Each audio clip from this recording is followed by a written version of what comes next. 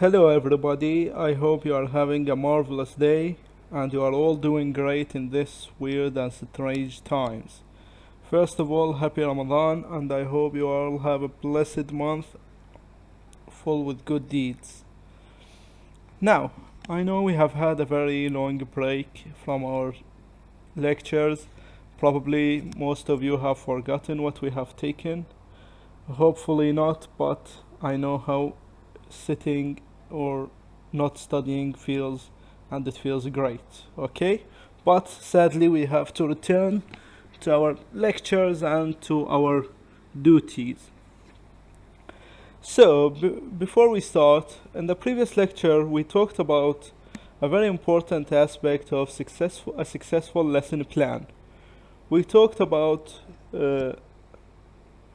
how to make a lesson plan and how to integrate it accurately inside the classroom. Okay, we started by providing some steps, and as I have told you in previous lecture that these steps are not necessarily all the same to all teachers, but these are general things that will help you, and I believe that no one will tell you anything about them that they are wrong or anything else, because they are right to the point and they are supervised by so many great language specialists and they have all agreed upon them. Okay, no one can here sit and say that I have a lesson plan that is backed by this many professors, but this one is. Okay, so hopefully you can benefit from it, or you have benefited from it. Now, as a review, we said that the first step in writing a lesson plan is to write the time, date, topic, and lesson number. Then we list the behavioral objectives. So many of you have sent behavioral objectives that starts with verbs such as learn, understand, know, and etc. These verbs are not measurable. How am I going to measure the extent of the student's understanding of the lesson? I cannot. I have to say, for example, the students are going to be able to use the present simple in correct situation. Now, if I ask the student, give me a sentence in the present simple, he is going to use it correctly, then I can measure it. But if I say no, how can I measure the extent of his knowledge in the present simple? Is it only knowing the appropriate time to use it or the appropriate situation? Is it being able to use the sentences? Is it being able to junk words together and jam them together to make a sentence? Of course not. Therefore, we should be more specific with listing the behavioral objectives. Then we go to preparation, presentation, procedures. This one is optional. Assessment, very important at the end of the lesson to gather feedback from your students. Have they understood the lesson? What weaknesses do they have? Which things that are they face difficulties with, and which things they have understood perfectly. Okay, then we have language. What vocabularies do we have? What grammatical points do we have? And materials and activities. Now, this lecture is very simple to start off. It is very easy. It has so many things that you already know, but we are going to talk about it to finish chapter 5, and then next week inshallah we'll start by chapter 6. Now we have reached the second point in the chapter. Look with me. Since it is very difficult to make a class of pupils concentrate on one type of activity for a whole hour, it is advisable to vary the activities during the lesson period.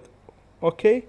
We all know that how so many classes that we have been in were very, very boring. Why? Because they were consistent, or they consist of one activity and that's it. Those classes tend to be boring because the students will lose their interest after 5 minutes. Okay, this is a new activity. I'm going to read and you are going to listen. Oh wow, We are going to sit here for an hour doing the same thing over and over and over again. Do you think you will not get bored? Of course not. You will be bored of the lesson. Therefore, the teacher should have in his armory, in his packages, in his pocket, at least 5 or 4 activities during his lesson in order not to make it boring and monotonous. The variety of activities will depend on the type of lesson, of course. I'm teaching a vocabulary lesson today. I should use things or activities that teach vocabulary in different ways. Okay? I should not go and provide an activity that is only applicable to grammar and jam it here with vocabulary. It would make misconceptions and the students would not understand it. I should concentrate on things that are relevant to the topic at hand, which is vocabulary, grammar, reading, writing, and so on. The various activities used in one lesson period need not to be very different in nature and theme. Okay? Because I am making these activities to reinforce my learning, the learning of the students. Therefore, they should be similar in nature. They should discuss things that are similar to the topic at hand, not things that are far away in the galaxy. Okay? They are to reinforce each other and not vice versa. Okay? Write the missing letter. Here we have role play. We have these pictures with words in them. So many things that I'm going to show you in next lecture, inshallah, when I'm going to present the typical lesson for you for listening, reading, writing, and all. Okay? Look here. This is an example. Here we have a lesson that has, let's say, these two new vocabulary, swollen and sunburn. I put them in a sentence here. He has a swollen cheek. Okay? Now, the only new word in this sentence is swollen. All the students know the meaning of the word cheek from second primary, I guess. All of them know it. Now, this word is what? In the fourth preparatory. This is the only new word in the sentence. Swollen. And I provide a picture. They will know it. Swollen means this. When someone punches you, for example, and when you fell on your face and you have a swollen cheek and so on. Okay? Sunburn. I got a sunburn at the beach. Okay? The picture illustrates the meaning of the word perfectly. There is no need to mention it in Arabic. This is one type of activity that you can use. C. Generally speaking, making the teacher the center of attention as in second language classroom. In second language classroom has little value. Okay, you are not supposed to be the only source of information for the students. You are not their, let's say, very interactive. You are not going to be a perfect teacher that the students will always listen to you all throughout the lesson. No, they will feel bored of the lesson, and then therefore you will have to engage the students in learning. I tell that 50 or let's say 40-50% of the lesson should be on you. The other 50 is for the students. You have to let them engage, participate, make, use, and so on, for them not to be, let's say, bored, and for their learning to be better. Believe me, if all learning comes from you, it will not be learning. Okay? They will not learn 70% of the material, let's say. The students should be enabled to participate as much as possible.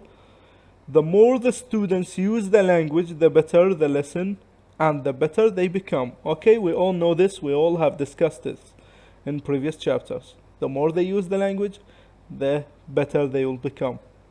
Not the more you give them. No, the more they use what you have given them, the better they will become.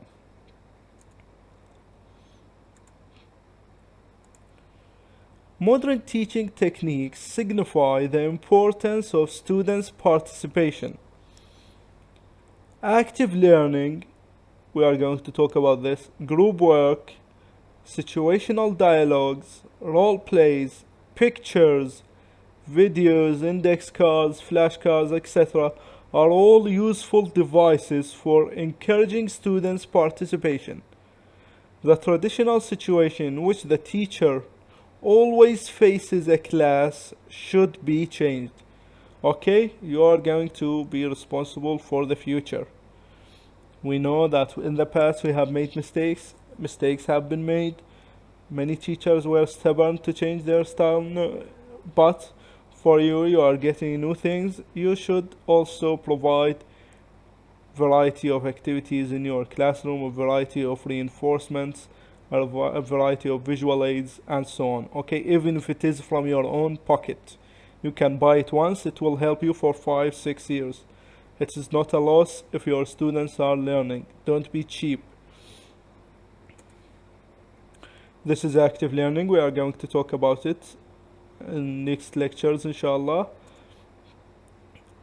Dialogues, communication, discussion, and so on. Okay, the teacher is advised to distribute activities evenly among his pupils. Those that are quiet and shy should not be neglected. Okay, this is a mistake that most teachers make.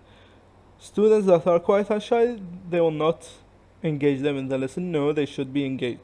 All the class should take part in different activities presented, not prevented, presented by the teacher.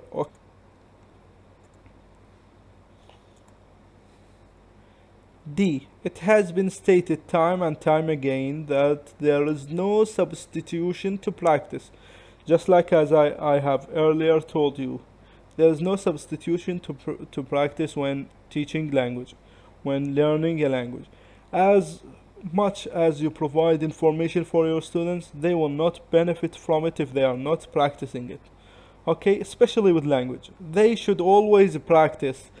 They should be given enough time to practice inside the classroom. Okay, you as a teacher should plan your lesson accordingly so that you can give your students the time to use the material you have given to them. To establish, sorry, what is this? I have butchered the pronunciation. To establish linguistic habits, one should rely on constant practice on the part of the students and the teacher. Explanations can be useful as summaries that include intensive practice, but explanation should not take much of class time. Okay, you explain the material, let's say for 10 minutes. The rest of the time is for the students to practice the material. Okay? Move on. E. A successful lesson presents items in contrast or similarities of information as much as possible. I have two words. I use antonyms or synonyms. I have a grammatical point. I compare it to previous grammatical point so that it becomes relevant to the students and to their background knowledge. Even when the textbook does not provide for this, the teacher is advised to shift the order and present elements that contrast unless such presentation is not possible for one reason or another. Okay? Like here, intelligent, look, a person takes an A+. Bright, plentiful, abundant. Antonyms: negative, positive, happy, sad, above, below. These are all things that are easier to learn if they are combined together and joined together. F. It is often dangerous to assign new materials as homework or too much homework because the students may develop misconceptions or may develop antagonistic feelings toward the new, totally unknown subjects. Whenever you are giving homework to your students, you should not give so many exercises as homework. Maximum 3. I say 2, but some say 3. No, 2 is appropriate to their time at home. It will not make them hate the material. They will enjoy their time. It will make enough challenge for them. If only 2 exercises. If they are short, you can make them short story. You can make them 3. But 2, I think, are more than enough as homework. You answer 2 exercises at the lesson, and 2 are as homework for the students. Or you give them homework about new material they have not studied. You tell them, well, you have to come tomorrow and you have to explain these, and you have not explained them for the students. You have not provided enough explanation for these new materials. Misconception will arise and you will face it will further complicate things more than you need, more than necessary. Homework is therefore better when related to a subject or subjects that are already studied. A successful lesson is one that is devoid of translation. Okay? Devoid of translation. This should not mean that the native language should never be used in the class. It rather means that the use of the native language should be limited. You should not use the native language all the time. Why do we call it English learning if you are using Arabic all the time? We have talked about this in previous chapters. Go back there and review them. There are conflicting policies concerning the question of correcting the errors made by the learners. Some say the stimulus response theory, you'll take it eventually, stresses the importance of letting students know immediately when his or her answer or performance is correct or incorrect. However, advocates of communicative approach take a different stand on this matter. For them, the major task facing the teacher is to enable his or her pupils, I guess I'm a sexist, I don't use her, pupils to communicate in foreign language. Constant corrections usually interrupt the flow of communication. It should be therefore avoided. For me, I will let you decide which is better. As I always encourage communication, therefore interrupting the students whenever he is trying to communicate, whenever he's practicing the language is not advisable for me. You should let him speak, you should let him give his opinion fully, you should let him make mistakes, and then at the end of the participation of all the students, you provide the students with common mistakes that they have made. They will correct them and they will not feel that this is directed toward this student, he is not good, and that student he is good, and so on. Okay? And there are plenty of other reasons that we cannot discuss right now because of the time. A successful teacher is one who keeps his class always busy. This is educative as well as useful for discipline. You will not meet so many students that will be angry, that will be frustrated with the lesson, that would be bored with the lesson if you are keeping them all busy. Okay? They will not talk about something else, they will not grab a sandwich to eat, they will not draw on the table. No, you are keeping them busy, therefore they are not bored, therefore they will not misbehave. Regarding discipline, the teacher should realize that the best policy in maintaining his or her plan, finally I have learned here to write his or her, is to engage the pupils in genuine communicative language work. Students enjoy language use as long as they are given the appropriate opportunity to do so. You explain the language, you give them the opportunity to practice it. To achieve this, the lesson should be so well planned that every member of the class is given some job to do. Not all of them, let's say 50% each lesson if the class is large or it has so many students, such as the case in Iraq. In large classes, choral repetition, role plays, acting between the class session, games, etc. are useful techniques for keeping up the class interest in the lesson. Lastly, we go to some general considerations that are all for all materials, not just English or not just language.